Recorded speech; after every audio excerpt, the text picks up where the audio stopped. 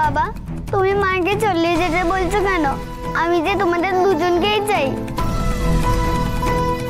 বাবা তুমি তো এখন ভালো হয়ে গেছো, তাও তুমি ওকে থাকতে দিচ্ছ কেন? রূপার কথার এই উত্তর আমি কি করে দেবো দীপা? তুমি তো জানো আমি কতটা অপারগ। আমি বুঝি ডাক্তারবাবু, এই ধরনের একটা পরিস্থিতিতে মানুষ কতটা অসহায় হলে নিজের পরিবারকে আলাদা রাখতে বাধ্য হয়।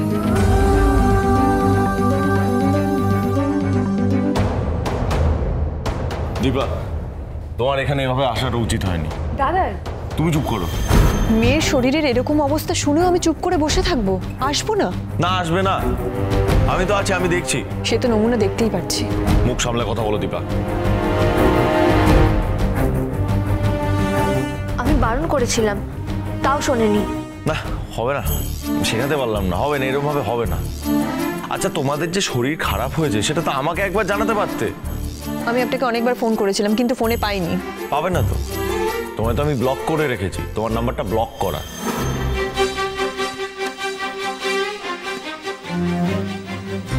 আমার মেয়েদের দায়িত্ব আমি ঠিক সামলে নিতে পারবো। বেশ ঠিক আছে, আমি চলে যাচ্ছি। হিংসুকুটি মনে হচ্ছে মা অন্য কিছু প্ল্যান করছে। যাও দীপা, গিয়ে এবার পড়াশোনায় মন দাও।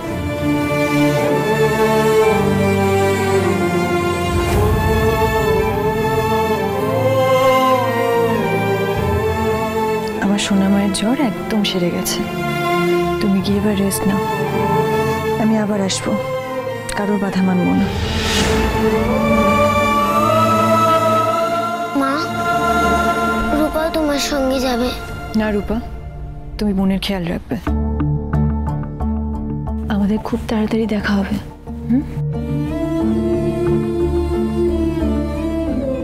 মা কি রূপাকে কিছু বলতে চাইলো?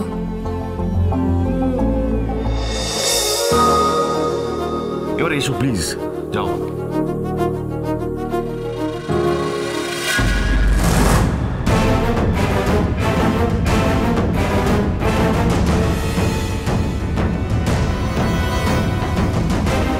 দিদি এভাবে বাচ্চাদের রেখে চলে গেল?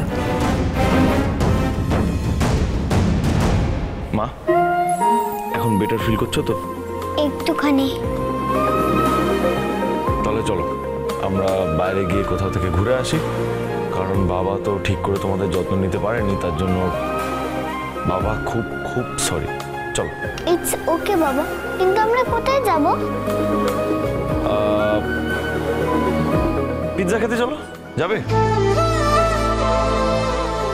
এখন বাইরে পিৎজা খেতে যাবে? কিন্তু তুমি যা বলো। ও ফিনসুকুটি তোমার তো এখন অ্যালার্জি ঠিক হয়ে গেছে, আর বাবার সাথে আজকে চলো আমরা পিৎজা পার্টি করবো।